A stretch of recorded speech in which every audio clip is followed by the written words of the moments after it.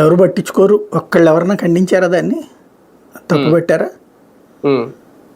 మాట్లాడుకొని అంటారు. సోషల్ మీడియాలో పోస్టులు అయితే వస్తున్నాయి. అది కార్యకర్త మాట్లాడుకుంటారు. ఇవన్నీ లైట్ అనుకుంటారు వాళ్ళు.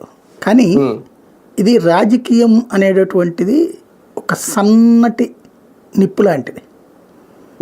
ఒక చోట ప్రారంభమయ్యాక అది అంటుకుంటుంది. దాన్ని విసిరితే అంటే గాలి వచ్చినప్పుడు అది పెరిగిపోతుంది. వర్షం పడిందంటే చల్లారిపోతుంది. ఇప్పుడు ఇక్కడ ఈయన రాజేశారు. ప్రస్తుతం తెలుగుదేశం దాన్ని ఏమి చల్లార్చట్లేదు, అట్లని రేకెత్తించట్లేదు, రాజేయట్లేదు. కొంతమంది కార్యకర్తల వరకు మాత్రం ఆగ్రహం తట్టుకోలేక, ఆవేశం తట్టుకోలేక ఉంటారు. కానీ అన్నిటికన్నా అలా సైలెంట్ గా ఉండడం కూడా చాలా ప్రమాదం సార్. ఏదో లేదు, ఏం చేయడానికి ఏం లేదు అందులో.